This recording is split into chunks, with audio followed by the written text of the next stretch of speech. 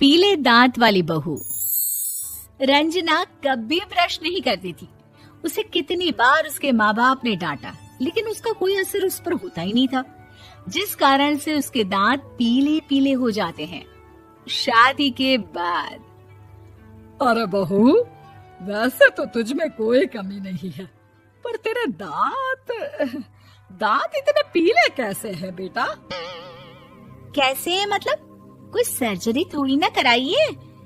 वो तो क्या नाम, मैं ब्रश नहीं करती थी तो पीले हो गए। अब क्या करूं? आप कहें तो लाल करवा लूं या फिर काले? यार ये क्या है, क्यों माँ से लड़ रही हो? लड़ रही हूँ? अरे मैं लड़ रही हूँ या ये बोल रही है कि दांत पीले हैं, पीले। अरे तपस्या थोड़ी ना की है इन्हें पीले करने के लिए। बकायदा ब्रश नहीं किया है 20 साल तक, तब जाकर। छी, कैसी बात कर रही हो? ये उस वक्त तो पीले नहीं थे जब हम लोग तुम्हें देखने आए थे। अरे तब साफ करवा लिया होगा डेंटिस्ट के पास जाकर। अब देखो कैसे पीले पीले लग रहे हैं। रंजना सास की तरफ गुस्से से देखती है। फिर शुरू हो गई पीले पीले पीले। अरे पीले तो तब भी थे जब मेरे हाथ का रसगुल्ला उड़ा उड़ा कर खा रही थी और बोल रही थी, लड़की नहीं गुणों का खजाना दे रहे भाई साहब आप। खैर, अब वो लोग करते भी तो क्या करते, पीले दांत वाली बहू पल्ले पड़ी थी तो झेलना तो था ही। एक दिन कीर्तन में रंजना गाना गा रही थी। अरे कमला बहन, माँ का द्वार है, यहाँ तो सब शुद्ध होकर आते हैं, फिर अपनी बहू को ब्रश भी नहीं करवाती तुम। दूर से पीले पीले दांत भक्ति में बाधा उत्पन्न कर रहे हैं। अरे कोई 2 साल की बच्ची थोड़ी ना लेकर आई हूँ मैं बहू बनाकर। अच्छी खासी लड़की है, अरे कैसे करवाऊं ब्रश? ये तो उसे खुद करना चाहिए ना। अब माँ बाप तो इसके जैसे तैसे निपटा दिए, ये नहीं सोचा कि सास कैसे संभालेगी। सास बहू को लेकर घर आ जाती है, लेकिन सोच लेती है कि अब इसे लेकर कहीं नहीं जाएगी।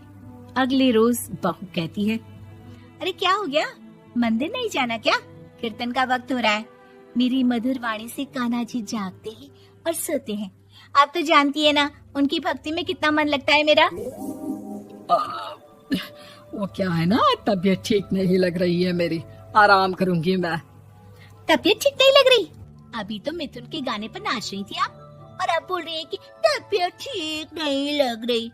अरे भक्ति में मन लगा लो सासू माँ, ऊपर जाना है, क्या मुंह दिखाओगी आप? हाँ? सास को बहू की बात पर गुस्सा आ जाता है। मैं क्या मुंह दिखाऊंगी, इसकी चिंता तो ना कर, समझी? अपने मुंह की चिंता कर, जो ये पीले पीले दांत लेकर हर जगह पहुंच जाती है। पता है लोग कितना मजाक बनाते हैं। ना जी ना, मैं नहीं जाना कहीं तेरे साथ। तो ये बात है, कोई ना, मत जाओ, मैं अपने कमरे में ही बैठकर भक्ति कर लूंगी। ऊपर वाला दांत थोड़ी ना देखता है, मन देखता है, भावना देखता है। और अरे बस बस, तू सब कुछ दिखा, बस ये सफेद चमकदार दांत ना दिखाना किसी को, है? जा यहाँ से। बहू को सास की बात का कोई फर्क नहीं पड़ता, वो तो जैसी थी वैसी ही रह जाती है। सुबह नहाकर किचन में खाना बनाना, फिर खाना खाना, कीर्तन भजन करना और सो जाना। एक दिन, माँ जी मैं सहेली के घर जा रही हूँ, शाम को लेट आऊंगी। हाँ हाँ तो जाना, मैंने कौन सा तेरी आरती करनी है घर पर बैठकर। रंजना सहेली के घर जाती है, जहाँ वो पार्टी में जाने की तैयारी कर रही होती है। अरे शिखा, कहाँ जाने की तैयारी कर रही है? मैं गलत वक्त पर आ गई क्या? अरे नहीं यार, उल्टा सही वक्त पर आ गया। मैंने ये साड़ी और ज्वेलरी निकाली है यार, शाम को इनके ऑफिस की एक पार्टी में जाना है। बताना कैसा लग रहा है ये सब? नहीं यार, इस ड्रेस के साथ तो वो वाली ज्वेलरी अच्छी लगेगी। हाँ हाँ सही बोल रही है, मैंने ध्यान ही नहीं दिया। वैसे तो हमेशा से मस्त फैशन सेंस रखती है। तो बड़ा जाती होगी ना पति के साथ पार्टी में। रंजना कुछ नहीं बोलती, बस सोचती है कि यार काश ये बात सही हो जाती, पर मैं क्यों नहीं जाती पार्टी में? क्या इन लोगों की कोई पार्टी होती नहीं होगी?